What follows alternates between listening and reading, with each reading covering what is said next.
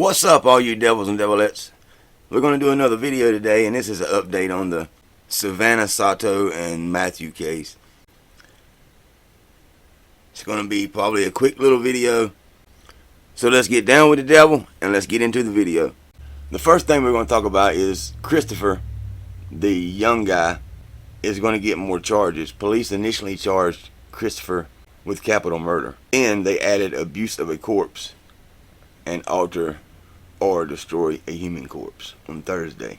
Christopher's father had a charge of alter or destroy a human corpse added on after initially facing an abuse of a corpse charge for helping his son move the bodies.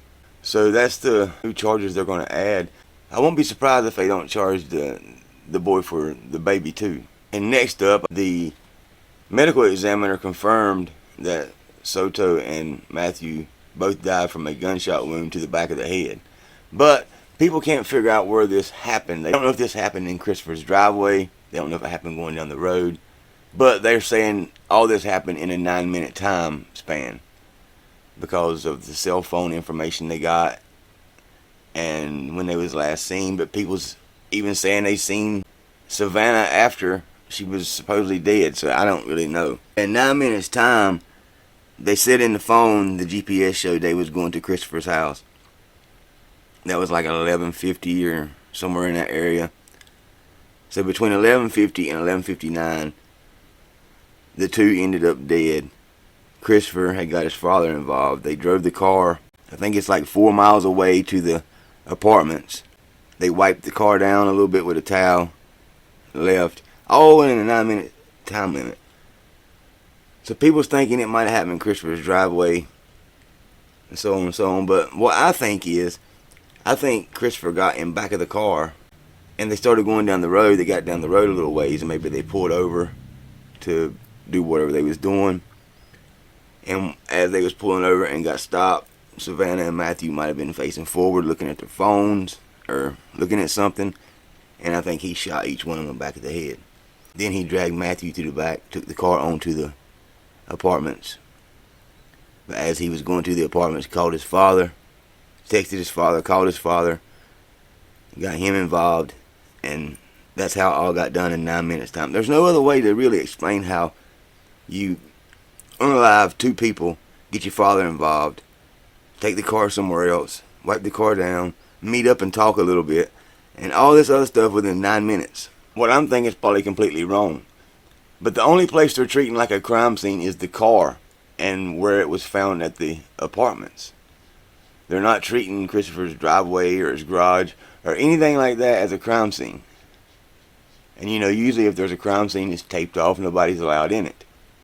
And in the police report, it says, according to the police report, Christopher told detectives that Matthew pointed a gun at him, and during a struggle, Savannah was shot.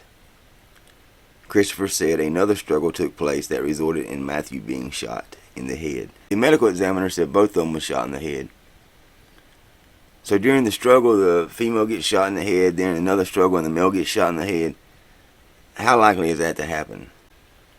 Detectives also said that Christopher's version of the events were inconsistent with the evidence collected from the scene and from the victim's vehicle. Down in Texas where they was arrested, the district attorney says that a person can be charged with capital murder when there is more than one victim in a murder and there is evidence to believe the defendant caused the death of the individuals. And in Christopher's case, he can be charged with capital murder because of Savannah and Matthew were both killed. Also, under Texas law, an unborn child is included in the definition of a person. Therefore, Christopher can be charged with the death of the child too. Like I said earlier in the video, I wouldn't be surprised if he don't get charged for the child also. And it looks like they're going to try to charge him with the child to death also.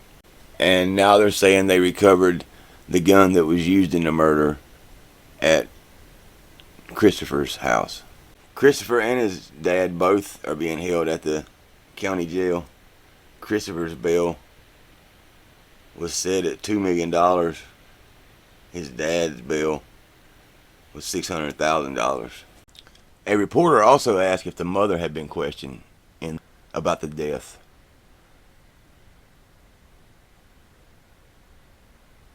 because they're wanting to think there was a third person involved also. They're not real sure yet, but they're thinking. And the police officer wouldn't comment on whether she had been questioned or not. He said something like, being that the investigation is ongoing, I'm not going to comment about that right now, or something along those lines.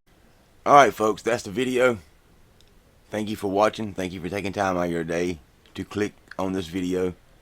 If you haven't subscribed and you want to, please do. And the ones who's been here, thank you for your continued support.